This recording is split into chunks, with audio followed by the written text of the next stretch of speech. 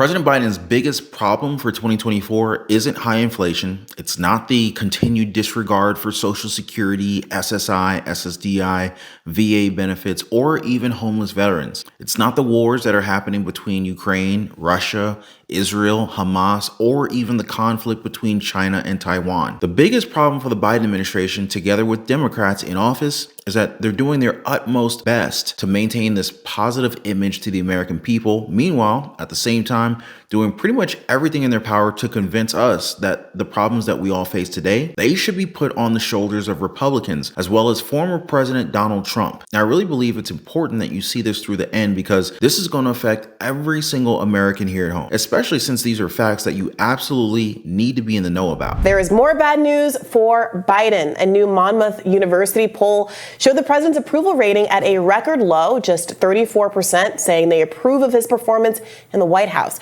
61% of respondents said they disapproved of Biden's job performance.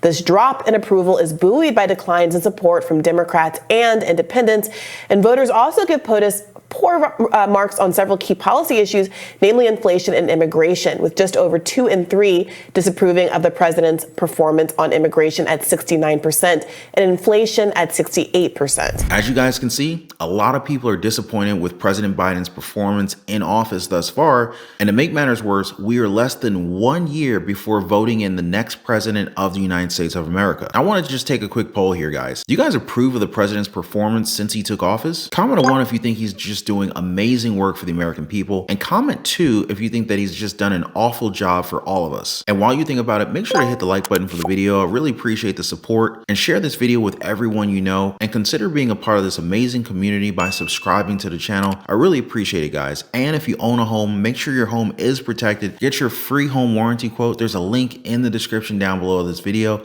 Only takes about 10 seconds. Bad polling numbers obviously adds to the worries of Democrats, especially as we're getting closer and closer to 2024. As we all know, President Biden is their best bet, given that many analysts believe that Kamala Harris would likely lose to almost any Republican that's in the running for the primary right now. It's no secret that Trump is leading the way in that party, but something happened that many have shown just how worried Democrats are about the former president. Now, you may already know about it, but I wanted to make sure that you understood the why behind it. Well, this is a bombshell. There have been many cases brought all over the country, Bob, trying to disqualify Donald Trump from the primary ballot in the Republican primaries in those states, and none has been successful up until this point in time. And in fact, the lower court in Colorado had found that while he did engage in insurrection, that the presidency was not an office of the United States under the 14th Amendment of the Constitution.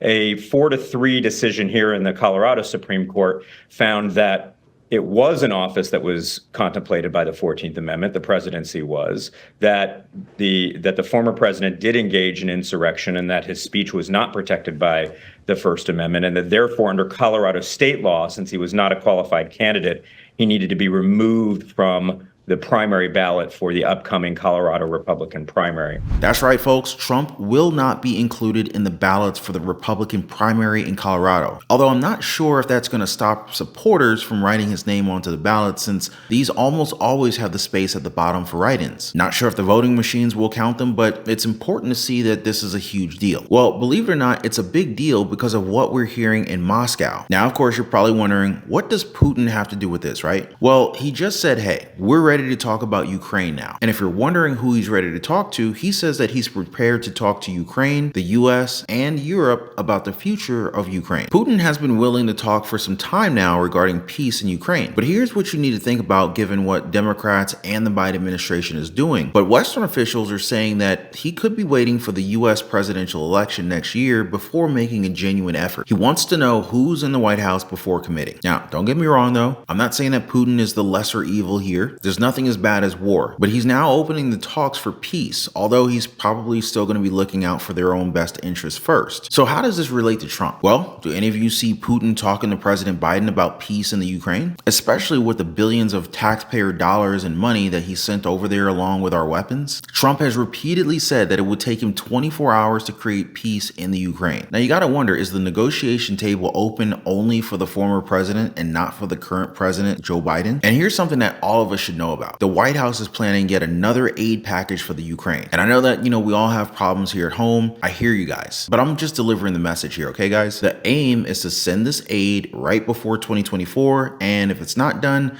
the White House is warning that it will be harder for them to keep fighting. Now, while all of this is happening, Democrats have their work cut out for them, as chances are, we don't see the prices of goods go down anytime soon, because that's what many of us care about, right? That directly affects us, although these conflicts are playing a role as to why we're seeing it. I mean, just look at what's happening in the Red Sea. Just recently, more than 100 shipment containers, they were rerouted around southern Africa so that they could avoid the Suez Canal. Now, obviously, because they know that the Houthi rebels on the western coast of Yemen have been attacking ships connected to Israel, and as we've heard, even some that are not. Now, this is going to add like 3 to 4 weeks to product delivery times, meaning that they're also going to be using up more gas, they're going to use up more money, and that's only going to add to the pressures that all of us feel here, not just here at home, but all around the world. Because if you think that the White House has had a problem defending the economy, how much worse would it be for the Biden administration if prices spike due to supply constraints? That's not going to be a good look for 2024, I'll just tell you now. Democrats have been touting that, oh, inflation's slowing down, prices are going down, we're seeing gas prices normalize, but the reality is not many Americans are seeing what they're seeing. What more if these shortages come through within the next few months, right? But we can't gloss over the fact that the US is building a naval coalition to defend the Red Sea, although experts are saying that these attacks will probably still continue. The U.S. has announced the creation of a multinational force that will patrol the Red Sea. At least a dozen international shipping lines have suspended operations in the Red Sea because of attacks from Yemen's Houthi rebels. The Iranian-backed Houthi rebels have used drones and missiles to attack commercial ships in important trade routes. Earlier this month, National Security Advisor Jake Sullivan announced that the United States would rally the international community to address the increasing threat posed by Houthi attacks on shipping in the Red Sea. Yesterday, less than 2 weeks since Jake was right here at this podium, the Department of Defense announced Operation Prosperity Guardian and the formation of an international coalition of countries to counter these threats. Now, ships and aircraft from multiple nations are and will continue to join the United States in conducting maritime surveillance and taking defensive action as appropriate to protect commercial ships from the threat posed by the Houthis. The United States and the world's largest flag states for commercial vessels transiting the Red Sea also issued a joint statement condemning in the strongest terms the threats and the acts by the Houthis. This joint statement has 44 signatories, including NATO, the entire EU and G7, as well as Australia, Canada, Bahamas, Malta, New Zealand, Singapore, and Yemen.